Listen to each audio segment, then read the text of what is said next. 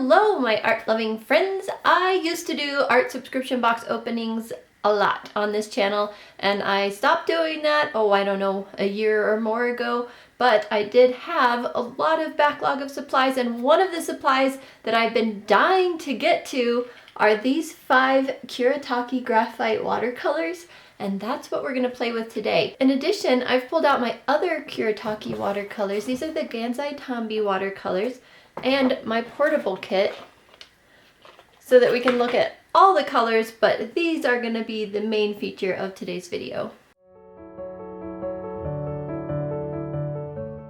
So I'm a little bit sad here because I flipped them over to see what colors they are, and I have 2 graphite yellows. So one of these was supposed to be, I think they have a graphite blue, and they have maybe a graphite green or something. I can't quite remember. There are 6 total of their graphite colors, and I know we only got 5, but I do have a duplicate. So if one of you wants this, put the word giveaway in the comments below, and I will send this over to you. But that means we only have 4 colors to try today, 4 new colors, and then all of the existing ones I have. We're going to start out by swatching the graphite yellow, and what I do is put water from the black line down, and then I re-wet it right from scratch, I guess you could say. I do not pre-wet the pans before I try it because I also want to test how well they re-wet. So you can see that happening here. That is, again, the graphite yellow. It's quite an interesting color. And I read up on the graphite colors, and they basically mix graphite into their watercolors. And I mention it again a little bit later in the video, but when I do these swatches, I go from 2 to 3 times depending on the strength. These seem to be fine mostly with 2 coats. And then I put salt up the right side. And the reason I like to do the salt is because these swatches are plenty big, so all of the area on the left gives me plenty of room to see what the swatch looks like all on its own, and then the salt just adds an interesting effect, and I can also see then how the particular paint will react to salt if I decide to use that in my painting. So it's a fun thing to do, just as a little bit of an extra. You can see how that paint there is pulling into the water. It looks really neat, and this is the graphite red. Up next here is the graphite violet, and for these swatches I am using my Lindsay the Frugal Crafters brushes that were released by Craftamo, and this is the round size 12. So you can see here at first glance when you put that down it looks very gray, but then as you kind of pull the color through the water it does pull in a little bit more of the violet hue. Next up is the graphite brown, and this is a very interesting color because when I first put it down I'm like, ooh, I don't know that I like this color. And you guys know, if you've been around my channel for a while, that I love my dark browns, but after using it a couple of times I do like it. You just have to be real careful because in mass tone it will overpower anything else you have on the paper.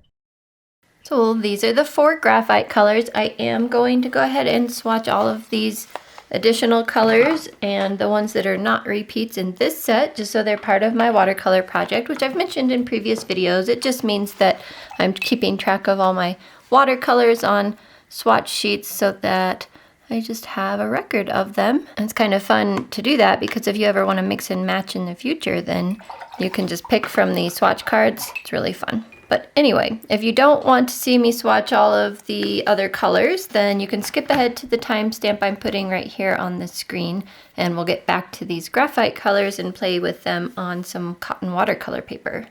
Now we are back to the original 12 set in the green box. This is red number 32. It is a stunning red color, one of my absolute favorites from this set.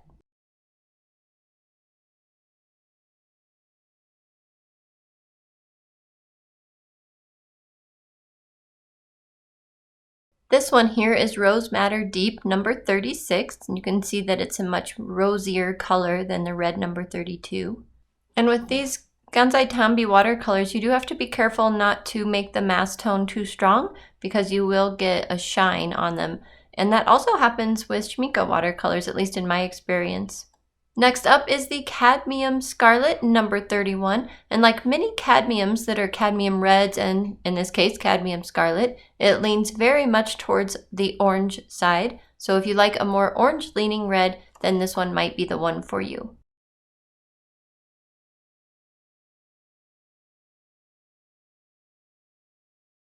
This is the Lemon Yellow number 40, And this is the original order. These were put in the box from the manufacturer, and they go in rainbow order. When I arrange my palettes on my own, I tend to put my yellows first and then go towards oranges and then reds and then violets and blues or greens, blues, and so on. So I don't do mine in rainbow order, but it is perfectly fine. This one here is sap green number 53. It is a beautiful sap green, and it's showing up really bright here in the video, but it is actually, if you get another coat or two on it, it's a beautiful deep green, and it does lean towards olive.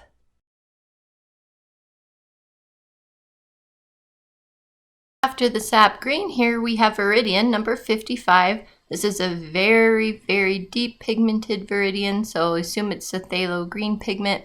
Don't have pigment information on these, but you can tell that it can get really deep here when I put the second coat on.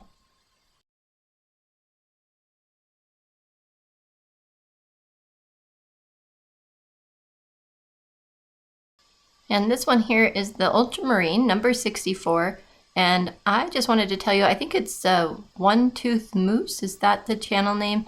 She uses these paints almost exclusively in her artwork. Oh, look at the flow there. That's so cool. I love it when paints flow in water like that. You'll see that more and more as we go through some of these colors coming up. Anyway, One Tooth Moose uses these paints almost exclusively in her artwork, and she has beautiful artwork, so go check out her channel. I'll try and link it if I remember. Next up here, we have Indigo. This is one of my absolute favorite colors out of the set, out of any set really, and this is number 67. Look at the richness of that color, and look at the flow again. Just admire it for a moment. It's just a gorgeous color. I can't wait to use it again in the future.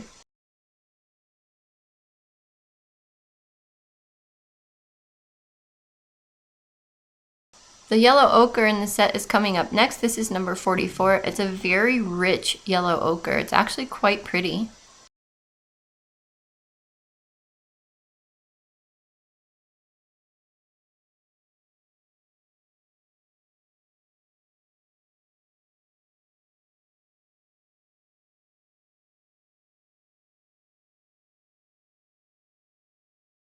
The burnt sienna in this set is actually the hue of burnt sienna that I really enjoy, because in diluted form, it's a little bit too red for me, but you can see when I go ahead and put the second coat on, it just has a beautiful richness to it that just makes it very nice to look at.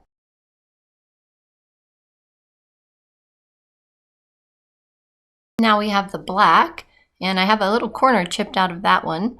But let's see what happens when we get this black to the water. Not much, and the reason for that is I had not much paint in my brush. So you can see as we put the second coat on that it has a little bit more interesting effects there. Look how pretty that is flowing into the water like that. Very rich black with that second coat. This one is the white, and I think I do only 2 coats, but you can see with the first coat, that's actually pretty good coverage for white, for just a single coat, swishing the brush from dry paint. So it's not bad. It could work really well for creating some nice pastels and whatnot. This one here is the cadmium yellow from the portable set. This is a really fun set, one of my favorites actually to bring with me, but I have so many portable sets I have to keep taking turns. So this one hasn't been out with me in I think 2 years. I have brought it on trips, I just haven't used it as much as some of the others. This one here is the Rose Madder. So it's slightly different than the Rose Madder we had before, and I'll show you that in the summary here at the end.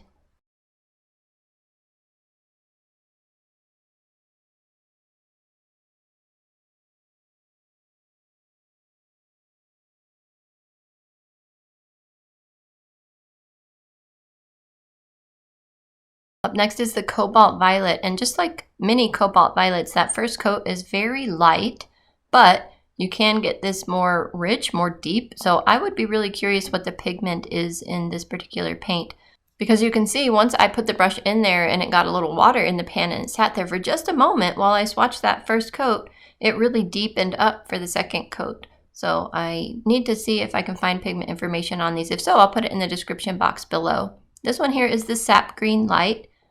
It also is a little bit deeper, richer than I can show on the camera, and I've tried all the color corrections I possibly can, and I just can't get it to quite match up to reality. So definitely look at, I don't know, a real swatch if you can, somebody who has better color correcting capabilities than me. This one is Raw Umber Deep, and I had a hard time getting this one in any kind of deep mass tone, so it must just be a really light tinting color, but it is beautiful. Now we're on to one of my favorite blues, which is Cobalt Blue. You can see this one has a really nice hue to it.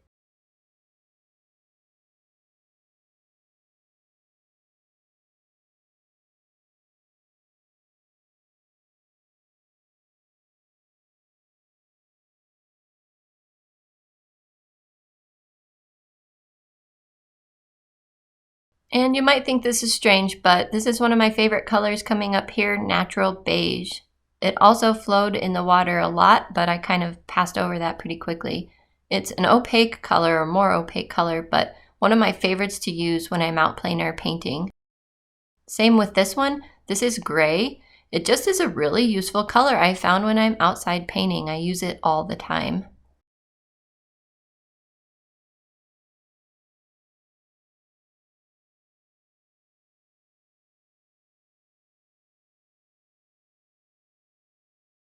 I have this cute little set that I got in a sketch box. I just realized I have so much paint on my hand. Anyway, I wasn't going to swatch these because they're teeny tiny little pans, but there are so many colors in here that I don't have in those other sets that it might be fun to swatch them, because then if I want to pick an individual pan to buy in the future, then I have them to look at, like that malachite and olive green, all of these, turquoise blue, the indigo. Oh, see, there's so many here that I think I might like. So I think I will go ahead and swatch these because I do have quite a few extra spaces on this sheet of paper.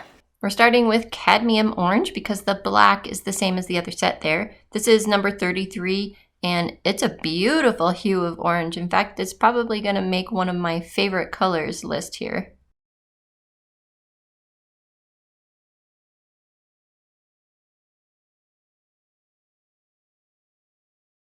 And here we have a red that's not in any of the other ones. This is Carmine, number 35.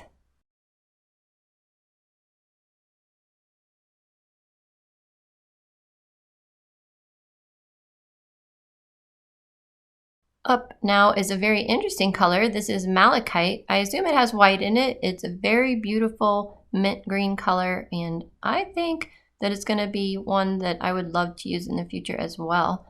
I have so many watercolors, I just need to paint every single day for hours, and then maybe I'll get to all of them.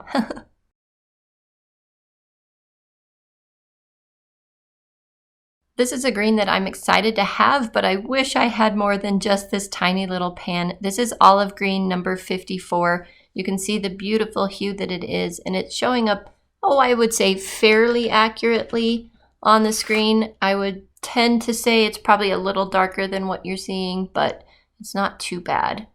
This one is Forest Green, number 56. So it reminds me a lot of a Perylene green, except it's a little bit lighter than Perylenes normally. So maybe it has a little bit more PG7 in it or something like that. I know Perylenes are usually a PBK pigment, but I have a feeling this one might have a PG7 in it. This one here is Turquoise Blue, number 62. Absolutely beautiful. I love turquoise blues.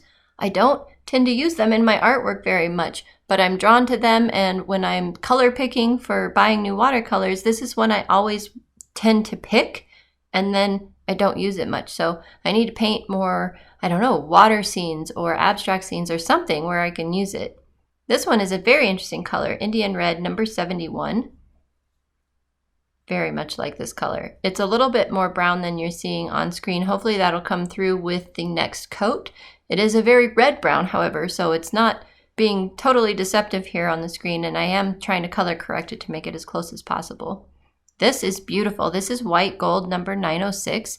Just sparkly, gorgeous, but as usual with these kind of colors, it would have benefited from me putting water on it and letting it sit for a few moments before trying it, because as usual, I'm trying it from dry, and it took a lot of work to get it activated. But once it was activated, it's a powerhouse of a beautiful pearl or metallic color, whichever you want to call it, maybe both.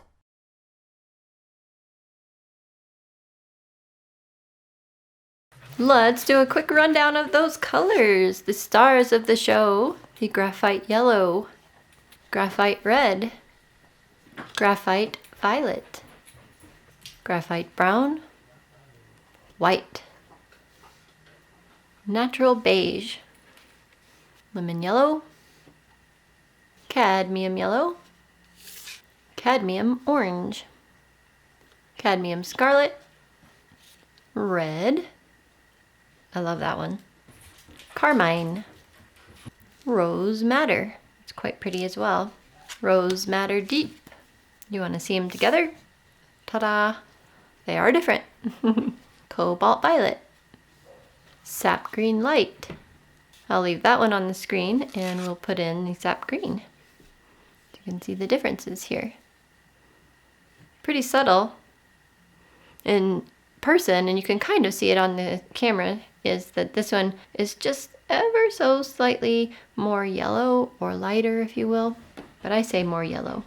Olive green, a fun one, malachite, viridian, forest green, turquoise blue, cobalt blue, ultramarine, indigo, favorite of mine, yellow ochre, burnt sienna, Indian red. I'd like to experiment with this one some more. Raw umber deep, gray, black. That's a cool black. I really like it. And this unique one, white gold. You can see without me even moving the swatch the shininess. Pretty much just shows up all the time. It's quite pretty. Miranda sent me this paper quite a while ago now, and they wanted me to try it out, and I've seen so many other YouTubers review this paper. Seems like it's pretty good, so I thought it would be fun to try the graphite watercolors out on it and see what we think. And then as I go on playing with watercolors on this channel, I'll keep using the paper, and then we'll get to know even more about it. I do want to see like the absolute pureness of these graphite watercolors, and this is what my water looks like after swatching all of those watercolors, so that's not actually too bad, but even the clean one got a little dirty after double rinsing the brush. So I'm gonna refresh my water and then we'll play. Just a few quick things about the paper. It's 100% cotton. The one I have is 10.2 by 7 inches, 20 sheets, 300 GSM, and it was wrapped in plastic. So when you open it, don't panic. The paper is not green tinted. This is just the protective sheet. So you just need to pull that off. And they did send me a little leaf to pull the sheets off, but those leaves are kind of thick that you get for that, and I really like using my ruler. It seems to work the best out of everything I've tried. So once you pull that off, here's the paper, and there you can kind of see the texture. So it's not a full-on machine texture, it's not fully organic either, somewhere in between. Not bad though. All right, we have our graphite yellow, our graphite red, violet, and brown. And let's see what we can do. I started out by wetting the whole paper. I'm speeding you through that because that's boring. And I'm starting with the graphite yellow. And I'm thinking in my mind, Steve Mitchell Mind of Watercolor kind of painting, where he just takes very muted colors, which these are, in my opinion, kind of tosses them down on the paper and then makes trees and rocks out of them in a beautiful landscape. Of course, his always turn out gorgeous, even when he doesn't think so. But that's what I'm going for here. And you'll see how that comes out. But can you see how rich these colors are? It is very interesting because I'm using them right out of the pan without pulling them into another palette. And I have to be very aware of how much paint is on the brush because they can be really strong, which is great because it's easy to get a nice deep color. But if you want to get a nice light version of it, it would be beneficial to have either a lot of water in your brush and barely get any paint out of the pan, or have that extra palette nearby where you can pull it into the palette and mix it with water. Get exactly the mix you're looking for. So this one is graphite violet. That second one was the graphite red. Look how deep that can get. Isn't that gorgeous? And I didn't realize until later that my horizon line was kind of going uphill. That's not a huge big deal, because if you're on a rocky hill, it could be going uphill, but I do kind of fix that later. If it's driving you crazy, I do address it. So remember, this is on the cotton paper. You can see how the paint is kind of just soaking into the fibers. It's absolutely gorgeous. And I wanted to tell you, I watched a video this morning. I can't remember. I think it was by Oh My Gosh, maybe. She has fluid graphite, which I also have, and she mixes that with her regular watercolors. That's definitely something I'm going to try in the future here on the channel because I do really like the effect that you get. And she was mixing some of her bright yellows with the fluid graphite and getting like beautiful meadow colors. So it's something that we're going to be trying here soon. Well, maybe not soon, but eventually. It's added to the very long list of things that I want to play with you guys. And I'll go ahead and speed through the rest of this particular one because I actually do try this out on another sketchbook that is cellulose that's coming up, and I want you to be able to see that without the video getting horribly long.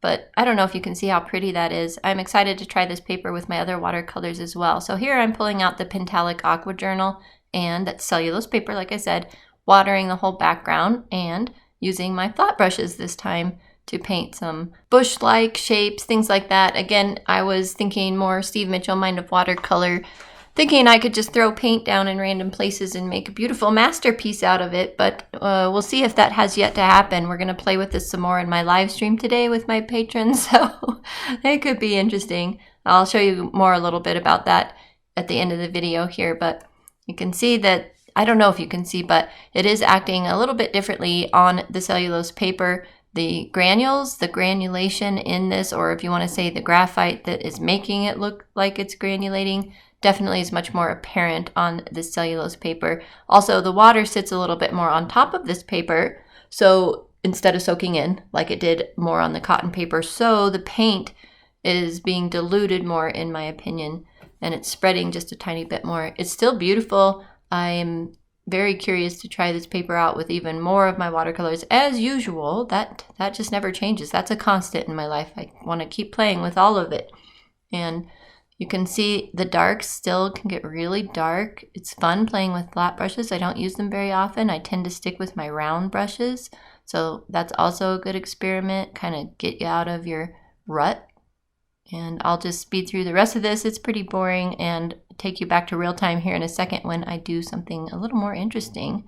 I wasn't going to paint a third painting, if you can call this a painting, but you can see that the pans kind of spilled over onto this page and left a big mark. So I'm like, okay, well, I'll try it on dry paper now and see what happens. And I'm actually glad I did that because it does make the paint appear a lot different than when you're using it in water, which is obvious, especially when you're dealing with paint that's a little more granulating. And then I wanted to get a little bit looser, more watery swatch than I had before with my official watercolor project. And I wanted to see what the swatches look like with cellulose paper. So I did take the graphite yellow, all 4 graphite colors, and just swatch them again on the cellulose paper, obviously. And as I said, with more water, because I just wanted to see what it would do. So I think that's pretty interesting, fun to play with, and it filled up the bottom of my sketchbook, so that's an added bonus. My sketchbook page, that is. So out of the 4 graphite colors that I have here, which one is your favorite? In my opinion, the graphite yellow is really ugly. However, it is very, very useful when you're painting with it because it is the only bright color we have in the set. You can see I'm pushing down the paper there to try and keep it from warping and have my colors kind of bleed where I don't want them. Anyway, which color is your favorite? I would be curious to know. I think my favorite might be the graphite red. It's a close tie between that and the graphite violet, but I think the red is winning out a little bit. These are mostly dry, and you can see the difference between the cotton paper and the cellulose paper.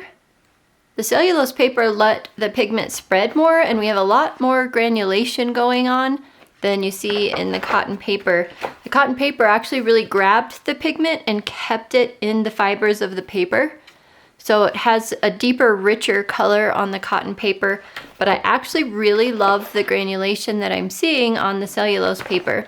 This is the Pentalic Aqua Journal, by the way, if I didn't already mention that. I am going to make these into some kind of cool artwork using gel pens. These are gold and silver markers. They are paint marker or a gold gel pen, white gel pen, and just black fine liners. If you're interested in that, you can go check that out on my Patreon site. We have a lot of fun. I send out postcards to all of you. There's extra tutorials, extra videos I don't show here on YouTube, but regardless, I will show you in the next video what that turns out to look like, because that's going to be really neat. And these are both wet on wet, and then I wanted to try it the wet on dry like I already mentioned. I didn't do that on cotton paper obviously, but you can kind of see the difference, how it definitely creates a richer color, which is obvious. You don't have the water to dilute it. Now on the description on Amazon for these colors, the two I am missing are the graphite blue and the graphite green, but they did say if you like rub this, it will bring out the metallic sheen of the graphite, and this graphite brown is pretty dull. So let's try that. Let's just rub over that and see if anything happens. So I have a sheen on my finger, not too drastic, but did it really make that any shinier? Barely. I would say that is almost a negligible difference. Regardless, the colors are beautiful, and I'm really sad they don't sell the graphite ones separately like they do some of their other regular colors, because I would love to have the graphite blue and green. So if any of you have an extra one out there for some weird reason, hit me up. I'll buy it from you. Remember to enter the giveaway if you are interested in this graphite yellow by putting the word giveaway in the comments below. Also, I'd love to hear your other comments on these paints in general. So I don't want these just loose in my watercolor drawer, and since these are the other ones I have of this size, all I'm going to do is put them on the lid like that with double-sided tape, and then they'll shut just fine. Let me show an example. So if those were on the lid, for example, they'd be sitting here like that. The lid still shuts. It obviously doesn't shut all the way, but it shuts enough that it's considered shut. And then to be safe, I'll just put a rubber band around it. But then I'll open it. These will be attached to the lid here. I'll have a little swatch sheet of them right here. They'll all be together, and that will make me very happy. Well, that was a lot of swatching and a lot of doodle painting. What do you guys think of watercolors that have graphite mixed in? Do you like them? Do you use them? What do you think? Let me know in the comments below. It'll be fun to have those 4 colors integrated into my box set so that they're all together. It'll be a fun addition to the regular colors, add a little bit of spice, a little bit of granulation, a little bit of sheen. And I'm glad you could join me for this experiment today. Thank you so much for being here. I really appreciate you, and I will see you in the next video. Bye for now. They are watercolor, I'm kidding. I do want to see like the, you're making noise. Kitty. Hi, honey.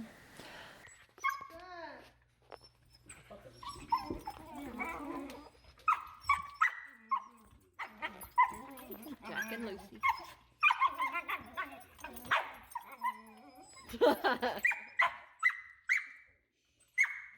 You're so high-pitched. Jack, Lucy, oh my gosh. Hello, Duffy.